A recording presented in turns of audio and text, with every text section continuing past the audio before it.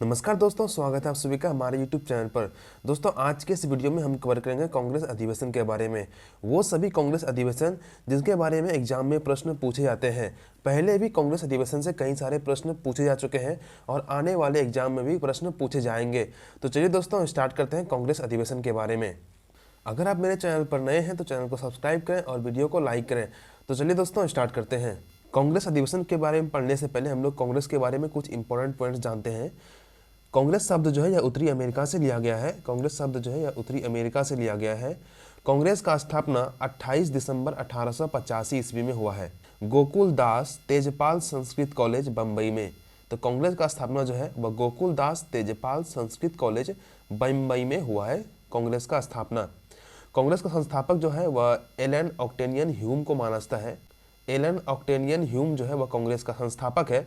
और जिस समय कांग्रेस का स्थापना हुआ था उस समय भारत का जो वायसराय था वह लॉर्ड डफरिन था। लॉर्ड डफरिन के समय ही कांग्रेस का स्थापना हुआ है। और लॉर्ड डफरिन का जो शासनकाल है यह 1884 ईस्वी से लेकर 1888 ईस्वी तक था। कांग्रेस का प्रथम अध्यक्ष जो है WC बनर्जी है। कांग्रेस का प्रथम अध्यक्ष WC बनर्जी है, जो कि 1885 ईस्वी में बना था। इसके बारे में हम लोग आगे पढ़ेंगे अभी। और 1891 ईस्वी में जो है 1891 ईस्वी में कांग्रेस में जो है वह भारतीय राष्ट्रीय शब्द को जोड़ा गया। भारतीय राष्ट्रीय यानी कि इंडियन नेशनल शब्द को जो है वह कांग्रेस में 1891 ईस्वी में जोड़ा गया था, दादा भाई नेरोजी के द्वारा। दादा भाई नेरोजी के द्वारा जोड़ा गया था। अब चलिए दोस्तों, पढ़ते हैं हम लोग कांग्रेस अधिवेशन के बारे में। सबसे पहला है कि 1885 का कांग्रेस अधिवेशन। जिस वर्ष कांग्रेस का स्थापना हुआ था उसी वर्ष 1885 ईस्वी में कांग्रेस का पहला अधिवेशन हुआ। और यह अधिवेशन जो है बम्बई में हुआ था। और इस अधिवेशन का अध्यक्ष जो है वह WC बनर्जी को बनाया गया था। और इस अधिवेशन में जो है वह कुल 72 सदस्य ने भाग लिया था, यानी कुल 72 सदस्य जो है वह पहले अधिवेशन में शामिल हुए थे। क्वेश्चन आपसे पूछा जाएगा कि कांग्रेस का पहला अधिवेशन में कुल कितने सदस्य ने भाग लिया था, तो कुल इसमें 72 सदस्य ने जो है वह भाग लिया था। अगला अधिवेशन जो है वह अगले वर्ष 1886 में हुआ था। यह अधिवेशन जो है वह कलकत्ता में हुआ था और इसका अध्यक्षता जो है वह दादा भाई नेरोजी ने किया था। और जो है इस अधिवेशन में वह उस समय के भारत के वायसराय लॉर्ड डफरिन ने जो है वह भाग लिया था। अगला महत्वपूर्ण अधिवेशन है 1887 का अधिवेशन। 1887 में जो अधिवेशन है वह मद्रास में आयोजित किया गया था। और इस अधिवेशन की अध्यक्षता जो है वह बदरुद्दीन तैयब जी ने किया था। बदरुद्दीन तैयब जी जो है यह प्रथम मुस्लिम प्रेसिडेंट है कांग्रेस अधिवेशन का। तो कांग्रेस का प्रथम मुस्लिम प्रेसिडेंट जो है वह बदरुद्दीन तैयब जी है। और इसी अधिवेशन में जो है वह कांग्रेसी बनों का नारा दिया था। किसने? बदरुद्दीन तैयब जी ने। तो बदरुद्दीन तैयब जी ने जो है वह कांग्रेसी बनों का नारा कब दिया था, तो 1887 ईस्वी में मद्रास अधिवेशन में। अगला महत्वपूर्ण अधिवेशन है 1888 का इलाहाबाद अधिवेशन। इलाहाबाद अधिवेशन में जो है इसका अध्यक्षता जो है जॉर्ज यूल के द्वारा किया गया था। और जॉर्ज यूल जो है यह प्रथम विदेशी अध्यक्ष था कांग्रेस का। और इस अधिवेशन में जो कार्य किया गया था इसमें लाला लाजपत राय ने प्रथम बार हिंदी में भाषण दिया था। अगला अधिवेशन है 1889 का बम्बई अधिवेशन। बम्बई अधिवेशन की अध्यक्षता जो है विलियम वेडरवर्ड ने किया था। बम्बई अधिवेशन की अध्यक्षता विलियम वेडरवर्ड ने किया था। और इस अधिवेशन में जो है प्रथम बार महिला ने भाग लिया था। तो प्रथम बार महिला ने जो भाग लिया था वह बम्बई अधिवेशन में लिया था 1889 ईस्वी में। और इसका अध्यक्षता जो है विलियम वेडरवर्ड ने किया था। अगला महत्वपूर्ण अधिवेशन है 1891 का नागपुर अधिवेशन। इसका अध्यक्षता जो है आनंद चार्लू ने किया था। आनंद चार्लू ने इसका अध्यक्षता किया था। और इसी अधिवेशन में जो है वह कांग्रेस के आगे जो है वह भारतीय राष्ट्रीय शब्द जोड़ा गया। इसी अधिवेशन में जो है कांग्रेस के आगे भारतीय राष्ट्रीय शब्द को जोड़ा गया था। और भारतीय राष्ट्रीय शब्द जो जोड़ा गया था यह दादा भाई नेरोजी के द्वारा जोड़ा गया था। अगला महत्वपूर्ण अधिवेशन है 1896 का कलकत्ता अधिवेशन। 1896 का कलकत्ता अधिवेशन जो है इसका अध्यक्षता रहीमतुल्लाह सयानी ने किया था। रहीमतुल्लाह सयानी ने जो है वह इसका अध्यक्षता किया था। और इसी अधिवेशन में जो है वह वंदे मातरम पहली बार गाया गया था। राष्ट्रीय गीत हम लोग का वंदे मातरम जो है यह पहली बार कलकत्ता अधिवेशन में 1896 में गाया गया था। किसकी अध्यक्षता में? तो रहीमतुल्लाह सयानी के अध्यक्षता में। इंपॉर्टेंट, बहुत इंपॉर्टेंट ये सब एग्जाम में पहले पूछे भी गए हैं और आने वाले एग्जाम में भी पूछे जा सकते हैं। तो जो अधिवेशन बहुत ज़्यादा इंपॉर्टेंट है हम उसी को बस लिए हैं, इसलिए जितने भी बता रहे हैं सबको ध्यान से याद रखेगा। चलिए अब अगले अधिवेशन चलते हैं। अगला है 1901 ईस्वी का कलकत्ता अधिवेशन। 1901 ईस्वी का कलकत्ता अधिवेशन जो है यह इसका अध्यक्षता किया था दीन शाह ई वाचा ने। दीन शाह ई वाचा के द्वारा जो है इसका अध्यक्षता किया गया था और इसमें जो है गांधी जी ने पहली बार भाग लिया था। तो आपसे पूछा जाएगा कि गांधी जी ने पहली बार किस अधिवेशन में भाग लिया था, तो कलकत्ता अधिवेशन में भाग लिया था 1901 ईस्वी में। और 1901 ईस्वी का अध्यक्षता किसने किया था, तो दीन शाह ई वाचा ने किया था।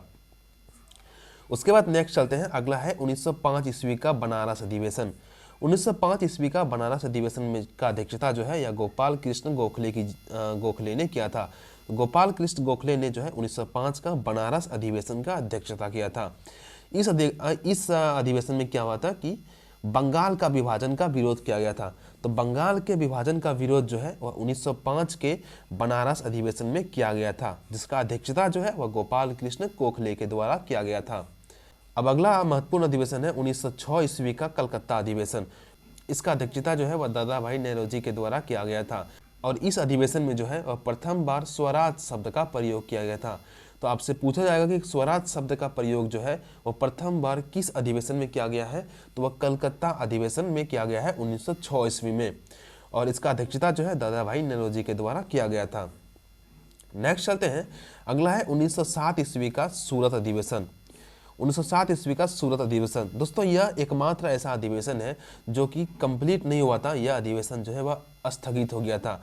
स्थगित होने का कारण क्या था, कांग्रेस का जो है वह गरम दल और नरम दल में विभाजन हो गया था और 1907 ईस्वी का सूरत अधिवेशन का जो अध्यक्षता है वह रास बिहारी घोष के द्वारा किया गया था। रास बिहारी घोष के द्वारा जो है वह 1907 का सूरत अधिवेशन का अध्यक्षता किया गया था और सूरत अधिवेशन में ही जो है कांग्रेस का विभाजन गरम दल और नरम दल में हुआ था और यह अधिवेशन जो है यह क्या हुआ था, स्थगित हो गया था। तो आपसे पूछा जाएगा कि कांग्रेस का कौन सा अधिवेशन जो है वह स्थगित हो गया था, तो 1907 ईस्वी का सूरत अधिवेशन। नेक्स्ट चलते हैं। अगला है 1911 ईस्वी का कलकत्ता अधिवेशन। दोस्तों 1911 ईस्वी का कलकत्ता अधिवेशन का जो अध्यक्षता है वह बीन्स नारायण दर के द्वारा किया गया था। बीन्स नारायण दर के द्वारा जो है 1911 का अधिवेशन का अध्यक्षता किया गया था और इस अधिवेशन के दौरान क्या किया गया था, प्रथम बार जन गण मन पहली बार गाया गया था। तो पहली बार जन गण मन जो गाया गया था 1911 ईस्वी में गाया था। किस अधिवेशन के दौरान, तो कलकत्ता अधिवेशन के दौरान ही। तो दोस्तों याद रखिएगा कि जन गण मन जो है और वंदे मातरम जो है यह दोनों जो है वह कलकत्ता अधिवेशन के दौरान ही गाया गया है। ठीक है दोस्तों, अब नेक्स्ट चलते हैं अगले प्रश्न की तरफ। अगला है 1917 ईस्वी का जो है कलकत्ता अधिवेशन। 1917 ईस्वी का कलकत्ता अधिवेशन का जो अध्यक्षता है यह एनी बेसेंट के द्वारा किया गया था और एनी बेसेंट जो है यह प्रथम महिला अध्यक्ष थी। तो कांग्रेस का प्रथम महिला अध्यक्ष एनी बेसेंट थी और 1917 का कलकत्ता अधिवेशन के दौरान जो है वह प्रथम बार तिरंगे झंडे को अपनाया गया था। तो प्रथम बार अपना तिरंगा झंडा जो है वह कब अपनाया गया था, तो वह है 1917 ईस्वी में अपनाया गया था। नेक्स्ट है 1918 ईस्वी का बम्बई अधिवेशन। दोस्तों 1918 ईस्वी में जो है वह दो अधिवेशन हुआ था। एक जो है कांग्रेस का जो हर साल अधिवेशन होता है वह अधिवेशन हुआ था और एक अधिवेशन जो है वह विशेष अधिवेशन हुआ था। तो 1918 में जो है वह पहली बार विशेष अधिवेशन हुआ था बम्बई में और इसका अध्यक्षता किसने किया था, तो सैयद हसन इमाम ने इसका अध्यक्षता किया था। ठीक है दोस्तों, तो आप याद रखिएगा कि विशेष अधिवेशन पहली बार जो है 1918 ईस्वी में हुआ था। कहाँ पर, बम्बई में हुआ था। सैयद हसन इमाम ने इसका अध्यक्षता किया था। इसके द्वारा जो इसमें जो काम हुआ था उसको याद रखना इम्पोर्टेंट नहीं है, इसलिए हमने उसके बारे में नहीं दिया है। अब अगला चलते हैं। अगला है 1919 ईस्वी का अमृतसर अधिवेशन। 1919 ईस्वी में हुआ था आपका अमृतसर अधिवेशन और इसका अध्यक्षता जो है वह मोतीलाल नेहरू के द्वारा किया गया था। तो 1919 का अमृतसर अधिवेशन का अध्यक्षता जो है वह मोतीलाल नेहरू के द्वारा किया गया था और इस अधिवेशन में क्या हुआ था कि जलियांवाला बाग हत्याकांड का निर्णय हुआ था। दोस्तों हम सभी जानते हैं कि 1919 में है जो है जलियांवाला हत्याकांड हुआ था और उसी की निंदा जो हुआ था वह अमृतसर अधिवेशन में हुआ था 1919 में। ठीक है दोस्तों, अब चलते हैं अगले अधिवेशन की तरफ। अगला है आपका 1920 ईस्वी का कलकत्ता अधिवेशन। 1920 ईस्वी का कलकत्ता अधिवेशन। दोस्तों यह अधिवेशन भी विशेष अधिवेशन था, यानी कि 1920 में भी वह दो अधिवेशन हुआ था कांग्रेस का। एक जो होता था सीरियली जो प्रत्येक ईयर होता था अधिवेशन वो हुआ था और एक विशेष अधिवेशन हुआ था कलकत्ता में, जिसका अध्यक्षता जो है वह लाला लाजपत राय के द्वारा किया गया था, इसके अध्यक्षता। और इस अधिवेशन में क्या हुआ था कि असहयोग आंदोलन असहयोग आंदोलन का प्रस्ताव रखा गया था। देखिए दोस्तों, 1919 में जो आपका जलियांवाला बाग हत्याकांड हुआ था, उसी के विरोध में जो है असहयोग आंदोलन का प्रस्ताव 1920 ईस्वी के विशेष अधिवेशन में रखा गया था। ठीक है, इसका अध्यक्षता जो है लाला लाजपत राय के द्वारा किया गया था। अब अगला चलते हैं 1923 ईस्वी का। 1923 ईस्वी का अहमदाबाद अधिवेशन। 1923 में भी जो है वह 2 अधिवेशन हुआ था। एक नॉर्मल अधिवेशन जो होता है वो हुआ था, और एक विशेष अधिवेशन हुआ था। विशेष अधिवेशन जो है वह कुल 3 बार हुआ है, एक 1917 में, एक 1920 में और एक 1923 में। ठीक है, तो 1923 ईस्वी का जो है विशेष अधिवेशन जो कि अहमदाबाद में हुआ था, उसका अध्यक्षता जो है वह मौलाना अबुल कलाम आज़ाद के द्वारा किया गया था। आगे चलते हैं, अगला है 1924 ईस्वी का बेलगांव अधिवेशन। 1924 ईस्वी में हुआ था आपका बेलगांव अधिवेशन, और इसका अध्यक्षता जो है महात्मा गांधी ने किया था। दोस्तों, कांग्रेस के जो संपूर्ण अधिवेशन जो है 1885 से लेकर 1947 तक में जितना अधिवेशन हुआ है कांग्रेस का, उसमें से एकमात्र ऐसा अधिवेशन है 1924 का अधिवेशन जिसमें जो है महात्मा गांधी ने अध्यक्षता किया था। तो 1924 का एकमात्र अधिवेशन जो कि बेलगांव में हुआ था, उसमें जो है महात्मा गांधी अध्यक्ष बना था। तो ये क्वेश्चन जो है कई बार पूछा जा चुका है कि महात्मा गांधी ने कांग्रेस के किस अधिवेशन की अध्यक्षता किया था। तो 1924 में बेलगांव अधिवेशन का। ठीक है दोस्तों, अब अगला है 1925 का कानपुर अधिवेशन। दोस्तों, 1925 में हुआ था आपका कानपुर का अधिवेशन, जिसका अध्यक्षता जो है वह सरोजिनी नायडू के द्वारा किया गया था। और सरोजिनी नायडू जो है यह प्रथम भारतीय महिला अध्यक्ष थी। दोस्तों, एनी बेसेंट जो थी वह प्रथम महिला अध्यक्ष थी कांग्रेस का, और सरोजिनी नायडू जो है यह प्रथम भारतीय महिला अध्यक्ष है कांग्रेस का। तो 1925 में जो है कानपुर अधिवेशन हुआ, जिसका अध्यक्षता जो है वह सरोजिनी नायडू ने किया था।